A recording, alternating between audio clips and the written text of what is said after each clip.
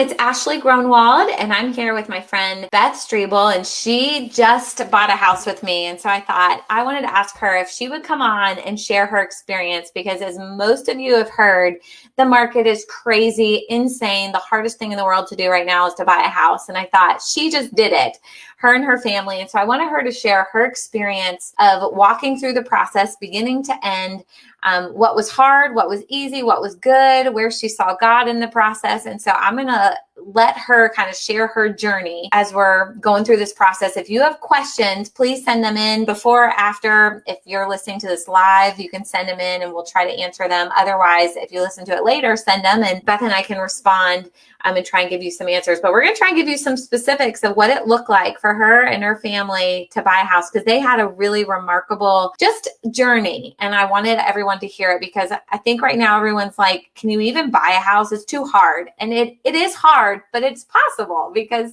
Beth and her family just did it. So I want to jump right in with you, Beth. And do you want to share anything about you and your family before we jump in and through your journey? Yeah, sure. We moved here from Florida just about a year ago now. And so that's just in and of itself, like we moved March 14th, which was the day basically everything started shutting down. And it's a unique time to move for sure. You don't get to meet as many people as you thought you would have. And my husband is the general manager of United Fitness CrossFit. I help out a little bit in that. And then I'm a stay-at-home mom. I have a 2-year-old and I have a 3-month-old. Awesome.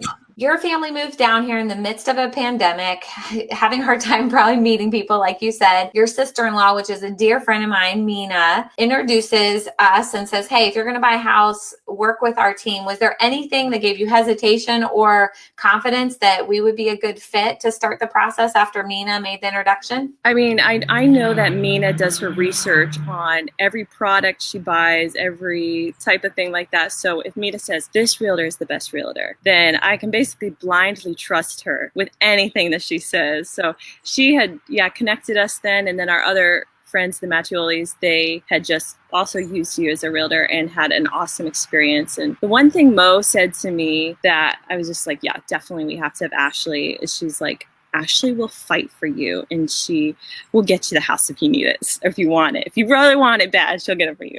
So I was just like, okay, she's our girl. I love that so much. And I didn't pay them to say that, but I will thank them for saying that, because I got to help both of them and it was such a pleasure. But that is one thing, like, especially in this market, you've got to have somebody who's willing to tell you maybe some things you don't want to hear, hard to hear.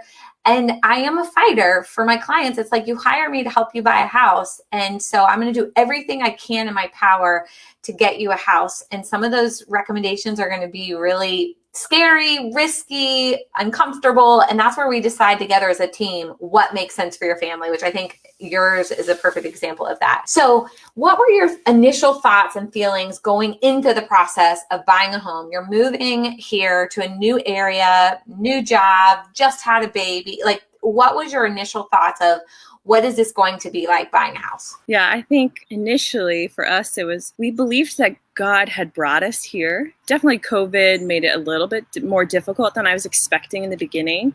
And so making those steps into buying a house for me was a sense of permanence, and that, okay, we will be stepping out of our apartment lease, which is not permanent, and we will be stepping into a mortgage, which is permanent. And so I had to trust the Lord a little bit with that, because I was like, all right, I guess we're here for the long haul. But also I was thinking, oh my word, isn't there so much paperwork to fill out? And isn't there so much work to be done? And I was a little nervous about trying to find all the things we would need.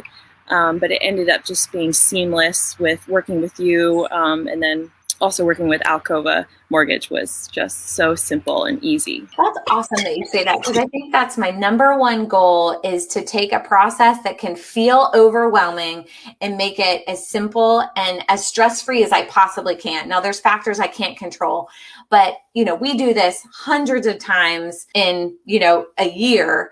so we've got this down to a science, but someone who does this a couple times in a lifetime can feel like this is too much. The paperwork, like you said, the steps, the inspections, the due diligence process, the negotiations, the moving, the packing, it's just too much. But we really try to make it as seamless as possible. So I'm so glad that that was the experience you guys had. So my next question, I think this is what our listeners will be curious to hear, is I had warned you at the beginning, this is a very competitive market. Did you realize just how competitive it was? Probably not. I was clued in when we went to go see the house for the first time, and there was somebody else already there looking at the house. And while we were there, I think 2 other cars had pulled up to be seeing the house at the same time. And it was kind of like, oh man, you kind of like check them out as you leave. Like, all right, am I outbidding you? Like what, So that clued me off right away. Just, okay, there's a lot of people interested in this house, not just me.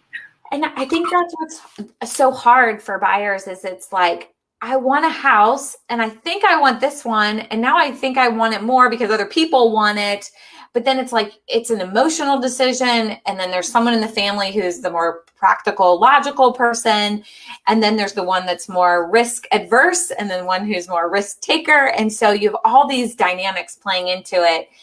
And I think that's one of the hardest things that I have to communicate is, do you realize what it's going to take to get a house? And what I love about my job is that I do get to go on this journey with buyers and sellers of just what God's doing in their life. Like I just get to be a little piece of the story and I just get to watch, and I remember you saying when we came to terms of your offer of saying, if this house is the house God wants for us, he will make a way. And I gives me chills now just thinking about it because I'm like, at being in the field, it's like, I've got to use all my tools and be strategic and analytical. And I've got to help, figure out a way to beat all the other buyers and give you the shot. And then sometimes it just reminds me to stop and remember who's in control. And it's not me and it's not the market. It's not anybody but God. And so that was such a good reminder when you said that to me. So when it came to the time that you've looked at the house, you want to offer on it, I gave you some recommendations. What was your initial response to that? What did you and Nick say to each other and process that? Yeah, so we obviously had to bid over list price, and we had kind of set a number in our head to each other, like, okay, what would be your highest that you would? And it was lower than what was your even lowest recommendation to bid. So then when we got the paperwork, we're just like, oh, did you see it? And we decided, we obviously listened to your counsel, and I'm very glad that we did. The other scary part for us was the due diligence, and you recommended, for me, it seemed like a very high due diligence, and Nick is definitely more of a risk taker than I am, so I kind of had to come to terms with, okay, we will put this due diligence down, but that's where also I just had to trust the Lord and say, okay, we'll put this offer on. And if this isn't the house that God has for us, not saying that it's not a perfect house, but just the perfect one for us, then he'll get it for us. And I mean, it worked. Our prayers worked and he was on our side. That's awesome. Yeah. And I'm glad that you're not giving specific numbers because I think that the market is different since you even closed on it. It's been about a month or 2 almost at this point, 2 months. So the market has even drastically gotten more competitive. And so I would even say the due diligence that I recommended to you, which at that time felt crazy, has doubled at minimum at this point. And so we're not even going to say numbers because I think that it takes away from your story, which is at that time that was aggressive. And some of my clients, I've had a couple clients where they've offered on 4 or 5 homes before they've gotten one. That was not your story. And I'm thankful because the emotional roller coaster of bidding on 4 or 5 homes is exhausting. And I say that as a real estate agent, I can only imagine for the family who's envisioning their kids there. Do I want to make a life here? Where is our small group going to meet? How's parking? All these things that I don't have to live with. And I'm exhausted with each no, each rejection. And so I'm so thankful that wasn't your experience because this was the first house you offered on and you won in a multiple offer, very aggressive, competitive situation. So you had literally just had a baby. And so I would say most people, they're going to wait to have the baby and then get settled and go through the process, or do it as far before the baby comes. Now, that wasn't what happened for you guys. How did that play into all of this? Yeah, I definitely didn't want to be moving right before we had Zoe. But as soon as we had her, I was just kind of like looking around. We were living in an apartment. I have to take my big dog outside to go to the bathroom. I was like, this is annoying. I want to get out of this apartment as fast as possible. I want to be able to have a yard where we can spend our summer and our spring. And so if anything, I think it helped push us to do it. Like, hey, we have outgrown this space. So let's move, and let's move now. That's awesome. And I think I'm trying to be helpful, especially to families who have little kids or a kid on the way, and trying to navigate the timing of it, because we all nest differently. We all have different needs. And I like to move because then my husband has to go through some of his stuff and some of it has to get purged. And I love that. So I'm not the typical person that enjoys that moving process, but I just thought that was awesome that you just had a baby and then went through the process and essentially brought her home to this new home versus kind of nesting in the apartment for a year, which some people do, and they wait a year or so before they do it. So it's totally possible. You guys did it. So kind of going back to these terms that I recommended for our offer. You offered over list price, a very strong competitive due diligence fee, which for our listeners is a non-refundable fee that you lose if the house doesn't appraise, if the inspections don't go well. So, and that was the part you said was nerve-wracking, is this due diligence fee that we're offering that we could lose if we decide to walk away. So again, I see this a million times, you being not going through this process that often.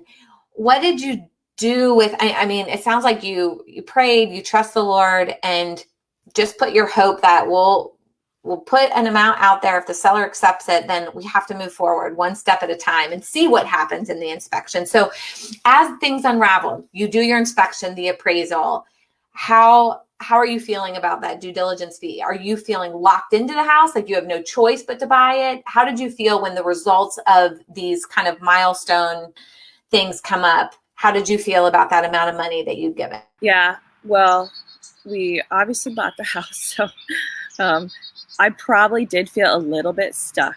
Like, well, whatever happens, whatever comes up, we're going to be stuck with it. Now, obviously, we didn't have anything super major come up in the inspections, a few minor things, but I also have a handy husband. His father is a contractor, my father is a contractor.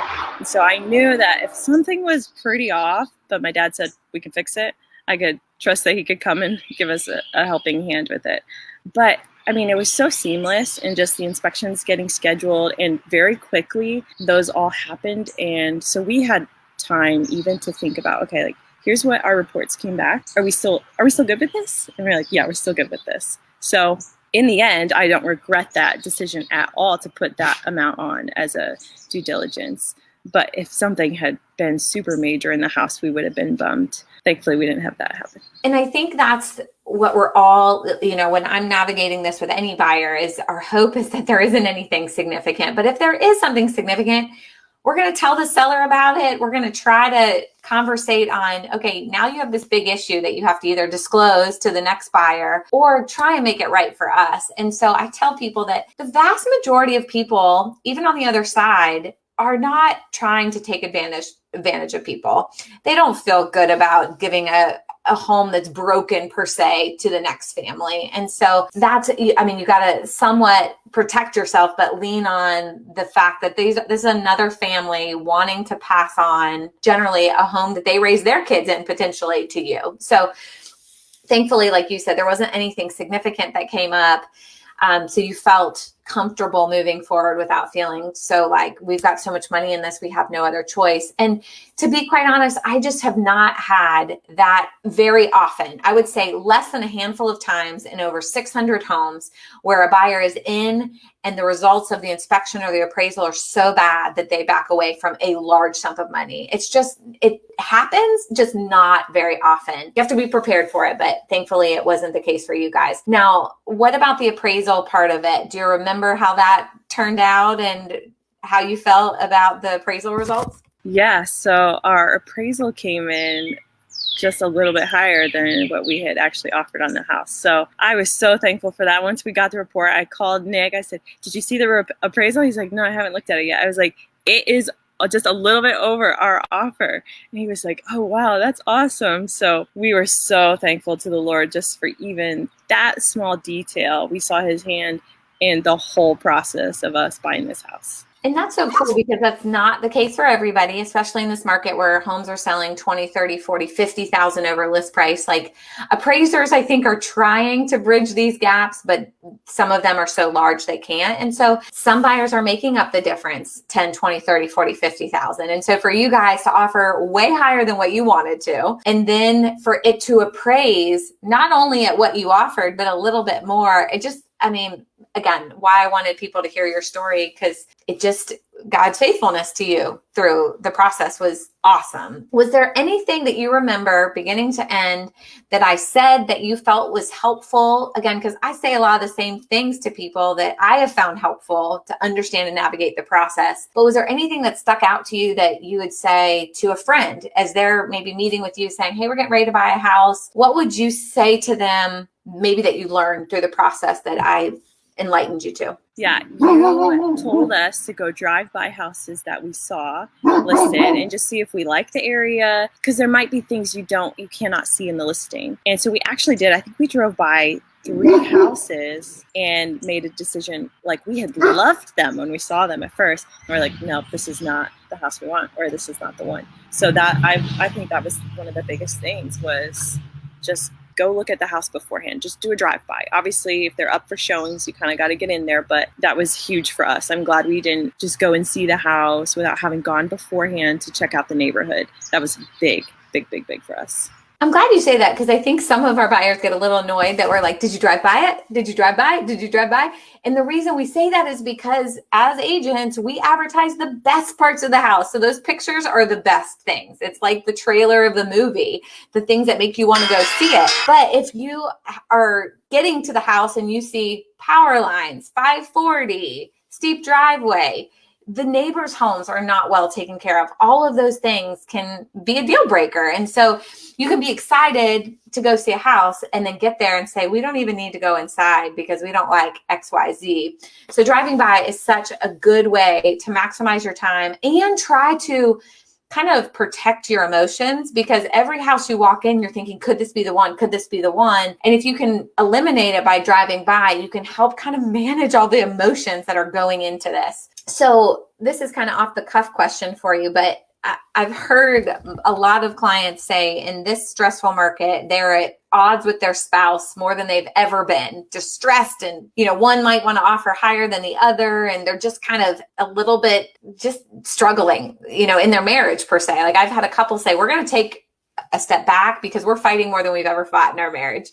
Did you and Nick experience any of that? I know your journey wasn't long like some of these where they looked at 20, 30 houses and offered on 4 or 5 of them. But did you experience anything like that that you would share? I wouldn't have said that we did. I think we were both on the same page, especially if we had to make up our own offers or our own, like, okay, I think this is the best idea. We might have, but I think we lost you for a second. But I think what you're saying is essentially that I gave you my recommendation, so you guys were able to look at that together and then come back and say, "Okay, this is higher than what we wanted, but she's been doing this. We've told her we want the house." And that's what I generally try to gauge is, how much do you want this? Because I'm going to go fight for it, but I don't want to go fight for the wrong house, meaning you guys kind of like it. And I usually try to talk buyers out of that. If you're like, "We like it, it checks some boxes," I'm like, let's keep looking, because it's got to check enough boxes for you to go fight for it. And so I'm so glad that you're saying that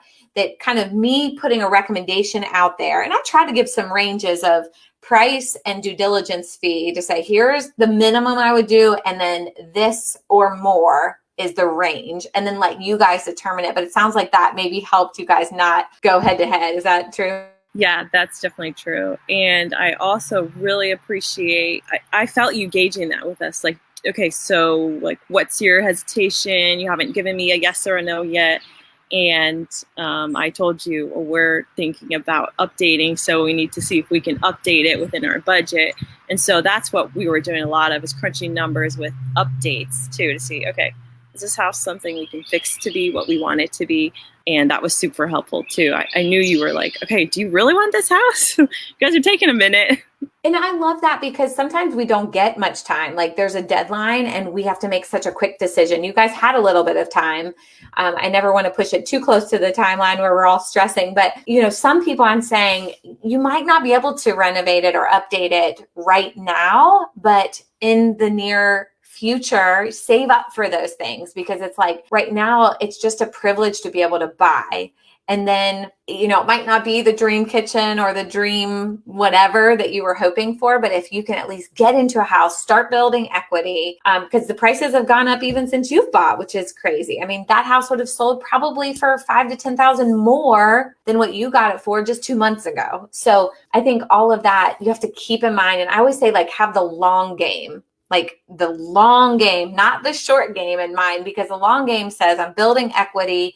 We can do some things over time. Luckily for you guys, you got to do some stuff right away before you moved in, which is awesome. But you've got to think for, the interest rates, which you guys got to take advantage of, and other aspects of the market is only going to probably get more aggressive as you get further into spring and summer.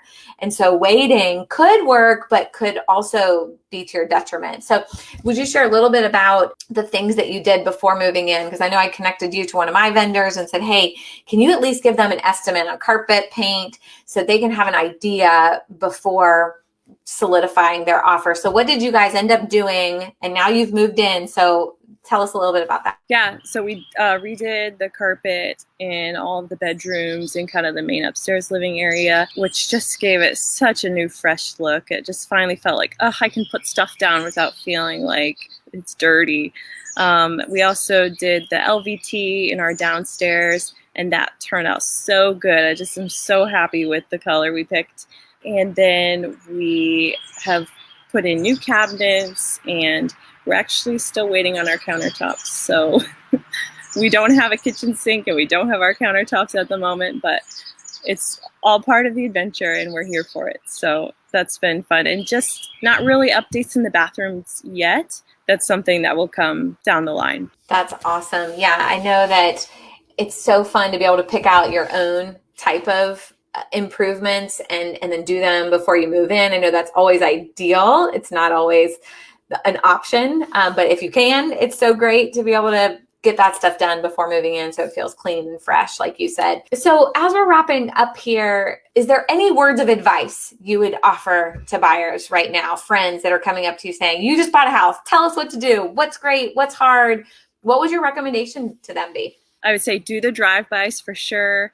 I would say get pre-approved on a loan. And then I would say don't dilly-dally. Just go, like, start now today, because you don't want to wait till the end of summer where the market could be much more aggressive. That's such great advice. And that's the things that we're sharing too. And I'm so glad that you kind of gave a shout out there to Steve Hobbs with Alcova Mortgage, because I try to tell people I get nothing from working with him. You can work with any lender you want, but a lot of times at the end of a process with a different lender, my buyers will say, yeah, I wish I would have worked with Steve. And I'm like, I know, because I've worked with him for 10 years. And so we know how to work together, and there's no one that can get a loan closed timely and be more responsive and available personally. Gives you his cell phone number. So I always say I get nothing from working from him other than the peace of mind that you're going to actually close, and there's not going to be any financial, components that would hijack our ability to buy. Well, I thank you so much for sharing your experience. I think the takeaway is, one, like, be proactive, like you were saying.